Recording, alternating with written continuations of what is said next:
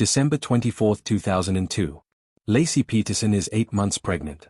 She lives with her husband, Scott Peterson, in Modesto. Their home sits in a quiet neighborhood. The couple prepares for the birth of their first child, a boy they plan to name Connor. That morning, Scott Peterson tells investigators he leaves the house to go fishing at the Barkley Marina. He says Laci stays home to walk the family dog. When he returns later that day, the house is empty. The dog is in the yard. Laci is gone. Police respond quickly. At first, the case appears to be a missing person investigation. Friends and neighbors search the area. Volunteers distribute flyers. Local news stations begin covering the disappearance. If stories like this matter to you, consider subscribing, because what happens next reveals how this system truly works. Within days, detectives begin focusing on Scott Peterson. His statements contain inconsistencies. He describes a fishing trip on Christmas Eve. The weather is cold and gray. The bay is quiet. Few people go fishing that day. Investigators check the marina. A receipt confirms Scott rents a small fishing boat weeks earlier. They learn he recently purchases fishing equipment. The timing draws attention. Detectives note that Scott initially tells others he plans to spend the day golfing. The investigation expands. Officers search the Peterson home. They examine vehicles, computers, and financial records. Nothing immediately links Scott to violence. No signs of struggle appear inside the house. But detectives remain cautious. Missing person cases often rely on patterns. Investigators document every detail of Scott's movements. They map his route to the marina. They track phone calls and bank activity. At the same time, public interest grows rapidly. National media outlets report daily updates. The disappearance of a pregnant woman during the holidays captures attention across the United States.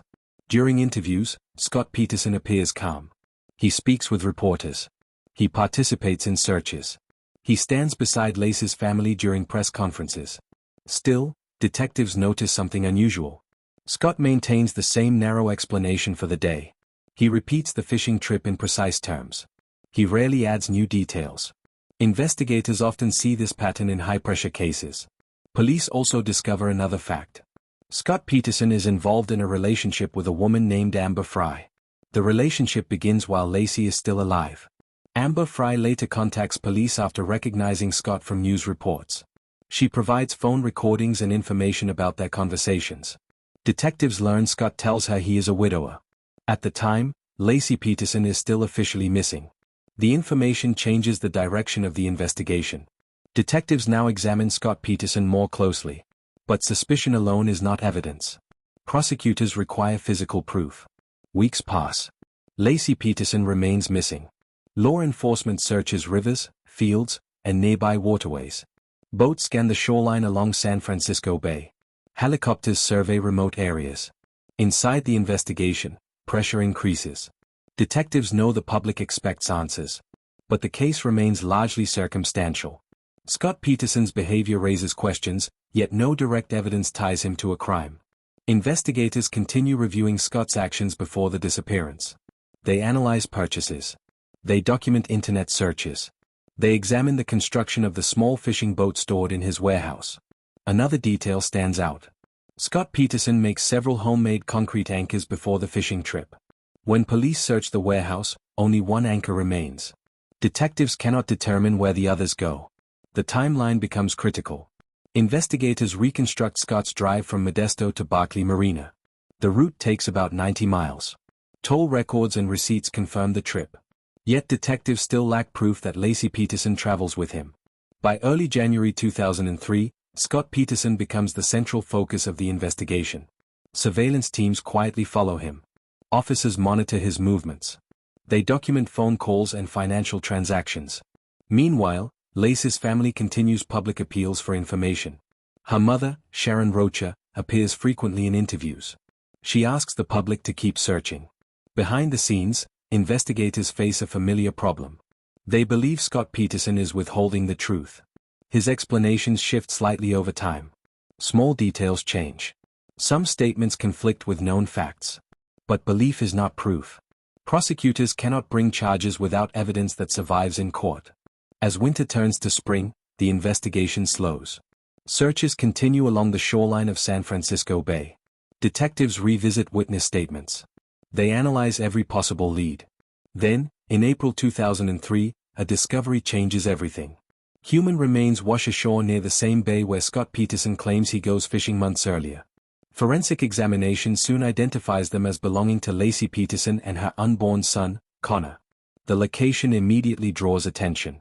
It sits within miles of the marina Scott visits on Christmas Eve. Investigators now have a connection between the disappearance and the bay. But the legal threshold remains high. Detectives must prove not only that Laci is dead, but that Scott Peterson is responsible. April 2003. Investigators confirmed the remains recovered along the shoreline of San Francisco Bay belonged to Laci Peterson and her unborn son Connor. The discovery changes the direction of the investigation immediately. What began as a missing person case now becomes a homicide investigation. Detectives examine the recovery site carefully. Ocean currents in the bay move unpredictably, but the location still matters. The remains surface not far from the marina where Scott Peterson says he spends Christmas Eve fishing months earlier. For investigators, the geographic overlap stands out. Forensic teams begin a detailed examination. The condition of the remains makes precise conclusions difficult. The medical examiner determines Laci Peterson dies by homicide. However, the exact cause of death cannot be established. The passage of time and exposure to water limit the evidence available. Despite these limitations, prosecutors begin assembling a broader picture of the case. They focus on patterns rather than a single piece of physical evidence. Scott Peterson's behavior before and after the disappearance becomes central to the investigation. Detectives review his financial activity. They examine purchases made in the weeks leading up to December 24. Among them are materials used to construct several homemade concrete anchors. Investigators believe these anchors may be intended to weigh down a body in water. During a search of Peterson's warehouse, officers find only one completed anchor. They locate a circular impression on the floor where another appears to have been made. The missing anchors raise questions investigators cannot fully answer. At the same time, detectives analyze Peterson's timeline on the day Laci disappears. Phone records confirm his drive from Modesto to the Barkley Marina. Surveillance footage and receipts place him along the route. His boat is confirmed at the marina that afternoon. Prosecutors argue the trip provides an opportunity to dispose of a body. The defense later disputes this interpretation, pointing out that no direct evidence proves Laci Peterson is ever inside the boat. Another key element comes from Scott Peterson's relationship with Amber Frye. Frye cooperates fully with investigators after contacting police earlier in the investigation. She allows detectives to record phone conversations with Peterson. The recordings capture Peterson describing himself as a widower. At the time of these conversations, Laci Peterson is still officially missing. Prosecutors later present the recordings in court as evidence of deception and motive. Meanwhile, investigators continue monitoring Scott Peterson's behavior. Surveillance teams follow him during daily activities. Officers document his movements and interactions. Detectives note that he sells Laci's vehicle and considers selling their home while the search for her continues. In April 2003, shortly after the remains are identified, police arrest Scott Peterson near San Diego. At the time of the arrest, officers report he carries several $1,000s in cash along with multiple identification documents. Authorities later state he has changed his appearance. The arrest brings national attention to the case. Media coverage expands across the country. Legal analysts begin discussing the strength of the prosecution's evidence. However, the investigation still relies largely on circumstantial details. Detectives believe Scott Peterson is responsible for the deaths of his wife and unborn son. Yet they must demonstrate that conclusion within the standards of the criminal justice system. Prosecutors file charges for the murders of Laci Peterson and Connor Peterson. The case moves toward trial, where each piece of evidence will be examined under strict legal scrutiny. The trial of Scott Peterson begins in 2004 after extensive pretrial proceedings. Because of intense media coverage in Modesto, the court moves the trial to Redwood City. The goal is to ensure a jury that can evaluate the evidence without outside influence. Prosecutors outline a case built largely on circumstantial evidence. They argue that Scott Peterson kills his wife, Laci Peterson, on or around December 24, 2002, and later disposes of her body in San Francisco Bay. They emphasize the overlap between the location where Peterson goes fishing and the place where the remains are eventually found. The prosecution also focuses on motive. Jurors hear recordings of conversations between Peterson and Amber Frye. In these recordings, Peterson presents himself as a widower. Prosecutors argue this behavior shows deception and an effort to maintain a secret relationship while his wife is still missing. Investigators testify about Peterson's preparations before the disappearance. They describe the purchase of a small fishing boat and materials used to create homemade concrete anchors. Officers explain that only one anchor is found when they search Peterson's warehouse. Prosecutors present evidence suggesting Peterson researches tidal movements in the bay. They also show maps and data related to currents in the area where the bodies later appear. Their argument is direct. The fishing trip, they say, is not random. It provides a location where evidence can be hidden. The defense responds by challenging each element of the prosecution's timeline. Attorneys argue there is no physical evidence showing that Laci Peterson ever travels to the marina. They point out that no witnesses place her inside the boat. They also emphasize that the medical examiner cannot determine the exact cause or time of death. Defense attorneys question the reliability of circumstantial interpretations. They argue that fishing equipment and concrete anchors do not prove a homicide. They also suggest that media coverage may influence public perception long before the jury reviews the evidence. Witness testimony continues for months. Investigators, forensic experts, and acquaintances of the Peterson family describe their observations. The court hears details about phone records, travel routes, and financial transactions. Jurors also hear testimony about the timeline of December 24. Neighbors describe seeing the Peterson dog wandering alone with its leash attached. A neighbor returns the dog to the Peterson yard shortly after the time Scott says he leaves for the marina.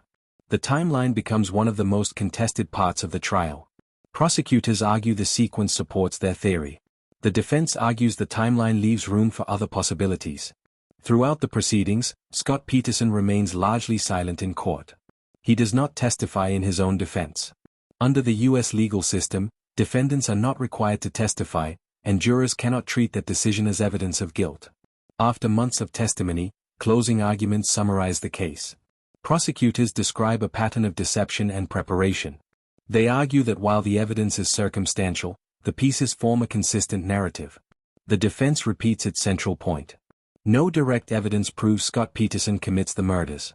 They remind jurors that suspicion, even strong suspicion, does not equal proof beyond a reasonable doubt. The jury begins deliberations in November 2004. In November 2004, the jury in Redwood City continues deliberations in the trial of Scott Peterson. The case has lasted months. Jurors review testimony, timelines, and forensic reports presented throughout the proceedings. The prosecution's case rests on circumstantial evidence. No eyewitness places Peterson committing a violent act. No forensic evidence directly links him to the moment of death. Instead, prosecutors rely on patterns they argue reveal preparation, deception, and opportunity. Jurors examine the connection between Peterson's fishing trip and the later discovery of the remains of Laci Peterson and her unborn son Connor near San Francisco Bay. Investigators previously testify that Peterson is the only known person with a clear reason to visit that specific area on the day of Laci's disappearance. The jury also reviews recordings involving Amber Fry. In those calls, Peterson continues speaking with Fry while the national search for his wife is underway.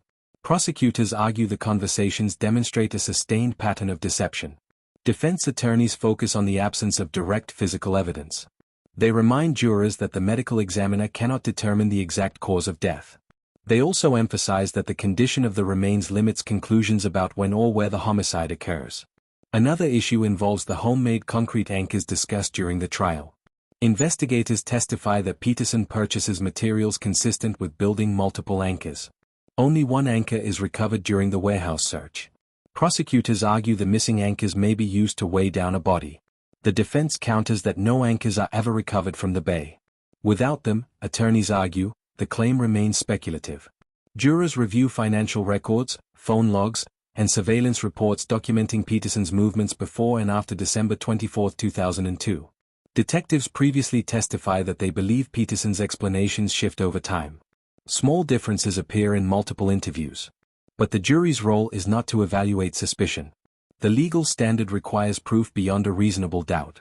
After several days of deliberation, the jury reaches a verdict. Scott Peterson is found guilty of first-degree murder in the death of Laci Peterson and second-degree murder in the death of their unborn son. The courtroom reaction is immediate but controlled. Family members of Laci Peterson sit quietly as the verdict is read. Reporters fill the hallways outside the courthouse. In 2005, Peterson is sentenced to death under California law. Years later, appellate courts review aspects of the sentencing process. In 2020, the California Supreme Court overturns the death sentence due to issues involving jury selection during the penalty phase. The murder convictions themselves remain intact. Scott Peterson remains incarcerated within the California prison system while further legal proceedings determine his final sentence. The case continues to appear in legal discussions about circumstantial evidence, media influence, and the challenges of proving homicide without a direct witness. For investigators, the case represents a familiar tension in criminal justice. Detectives may strongly suspect a suspect early in an investigation. But suspicion alone cannot support a conviction. Only evidence presented and tested in court can meet that standard.